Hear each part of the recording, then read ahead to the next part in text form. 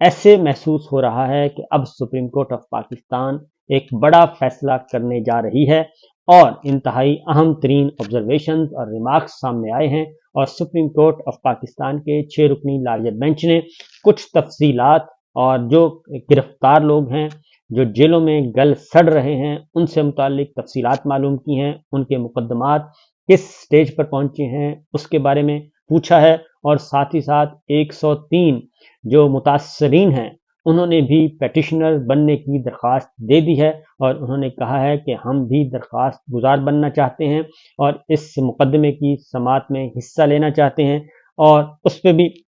آپ کو ڈیٹیلز کروں گا شیئر۔ اور سب سے پہلے جو مطالبہ کیا گیا، جو ڈیمانڈ کی گئی، استدعا کی گئی سابق چیف جسٹس جواد خواجہ صاحب اور چودھری اعتزاز احسن صاحب اور دیگر وکلاء کی طرف سے، وہ یہ تھی کہ 6 رکنی لارجر بینچ کی بجائے یہ مقدمہ سنیں 9 رکنی لارجر بینچ، اور اس کے لیے بڑا بینچ تشکیل دیا جائے، کیونکہ پہلے ہی آلریڈی 5 آنریبل ججز جو ہیں وہ اس پہ حکم امتناعی اور اس کے خلاف فیصلہ دے چکے ہیں، بلکہ اس کے خلاف فیصلہ دے چکے ہیں، اور اگر یہ 4-6 سے فیصلہ آیا تو معاملہ پھر لٹک جائے گا۔ اس لیے بہتر ہے کہ اس بارے میں ایک ہی دفعہ ایک سٹیپ لیا جائے اور 9 رکنی لارجر بینچ تشکیل دیا جائے۔ لیکن جو ریمارکس آئے ہیں اس سے ایسے محسوس ہو رہا ہے کہ سپریم کورٹ آف پاکستان کا یہ 6 رکنی لارجر بینچ جو ہے وہ ہی کچھ ذہن بنا کے بیٹھا ہے اور انصاف دینے کے موڈ میں نظر آ رہا ہے۔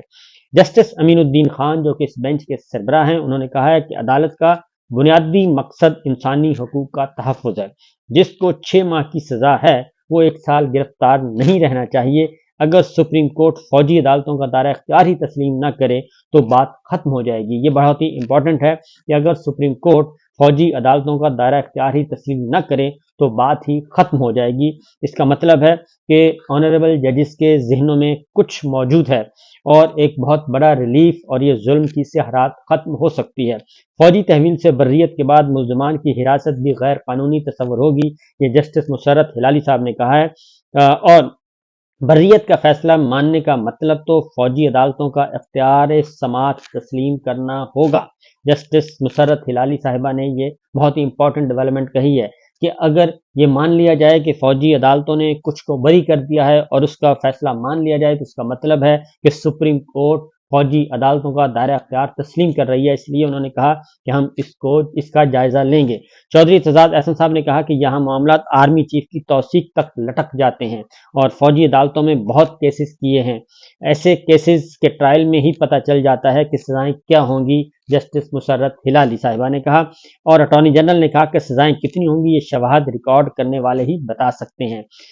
جسٹس مسرت ہلالی صاحبہ نے کہا کہ آج تو آپ کے پاس مکمل تفصیلات ہونی چاہیے تھیں کیونکہ آپ سے پوچھا گیا تھا، آپ نے گزشتہ سماعت پر بتایا تھا کہ کچھ ملزمان کی سزائیں کم ہوں گی، لیکن آج بھی کوئی تفصیل نہیں بتائی گئی سپریم کورٹ آف پاکستان کو۔ چودھری اعتزاز احسن صاحب نے کہا کہ صوبائی حکومتیں ضرورت سے زیادہ اس معاملے میں تیزی دکھا رہی ہیں، اور جسٹس شاہد وحید نے کہا کہ صوبائی حکومتیں کیسے اپیل دائر کر سکتی ہیں، یہ تو وفاقی حکومت کا کیس بنتا ہے۔ اور جسٹس شاہد وحید صاحب نے کہا کہ سپریم کورٹ نے تو آرمی ایکٹ کی 2 دفعات بھی کالعدم قرار دی تھیں، اور اس کے ساتھ ساتھ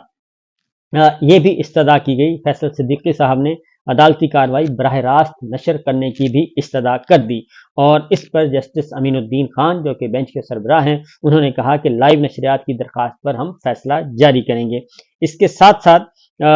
جو آج حکم ہوا ہے، سپریم کورٹ نے اٹارنی جنرل سے رہا ہونے والے اور سزا پانے والے ملزمان کی فہرست بھی طلب کر لی اور مقدمہ میں فریق بننے اور دائر مختلف درخواستوں پر نوٹسز جاری کر دیے۔ میں نے آپ کو بتایا تھا کہ بہت سارے درخواست گزار متاثرین جو ہیں انہوں نے درخواست گزار بننے کی درخواست کی تھی، تو انہوں نے کہا ہے، عدالت نے کہا ہے کہ مقدمہ میں فریق بننے اور دائر مختلف درخواستوں پر بھی نوٹسز جاری کر دیے۔ آج یہ ایک اہم ترین ڈیولپمنٹ ہوئی ہے 9 مئی کے حوالے سے، اس تناظر میں یہ سب کچھ آج سنا گیا۔ تو صورتحال آج کی یہ ہے، امید جو بر آئی ہے وہ یہ ہے کہ اس معاملے میں اب 9 مئی کے کیونکہ اہم ترین جو ریمارکس آئے ہیں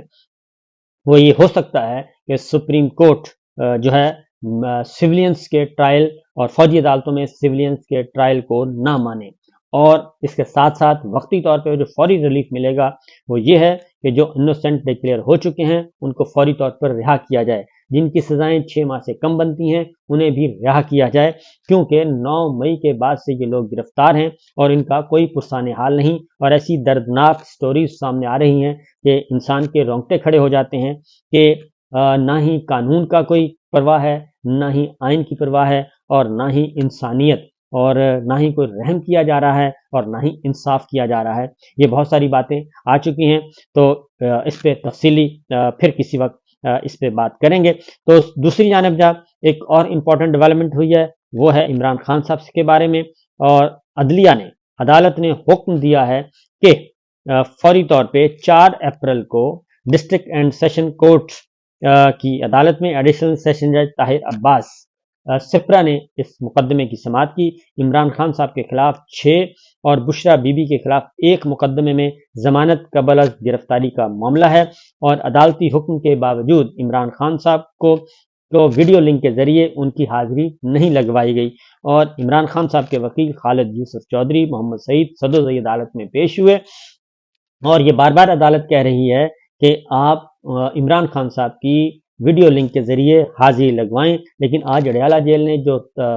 جواب داخل کیا ہے اس میں توہین عدالت کا آلریڈی نوٹس ہے سپریم جیل کو۔ انہوں نے جو تحریری طور پر جواب داخل کیا اس میں کہا ہے کہ یہ ٹیکنیکل وجوہات کی وجہ سے، سرور ڈاؤن ہونے کی وجہ سے عمران خان کی ویڈیو لنک کے ذریعے حاضری ممکن نہیں ہو سکی۔ یہ رپورٹ سبمٹ کی ہے۔ ویڈیو لنک حاضری کے حوالے سے معاملہ اسلام آباد ہائی کورٹ میں بھی زیر سماعت ہے۔ تو عدالت نے اس پر جو حکم صادر کیا ہے اس میں یہ کہا گیا ہے کہ ویڈیو لنک کے ذریعے حاضری نہ لگوانے پر توہین عدالت کا نوٹس جاری ہے اور وہ رہے گا۔ عدالت کے حکم کے باوجود جیل سپرنٹینڈنٹ نے عمران خان صاحب کی ویڈیو لنک کی حاضری نہیں بنائی، سماعت 4 اپریل تک ملتوی کر دی، اور ایڈیشنل ڈسٹرکٹ اینڈ سیشن جج طاہر عباس سپرا نے عمران خان صاحب کے پروڈکشن آرڈر جاری کر دیے ہیں، اور عدالت کا جیل سپرنٹینڈنٹ کو یہ حکم ہے کہ وہ 4 اپریل کو عمران خان صاحب کو عدالت میں پیش کریں،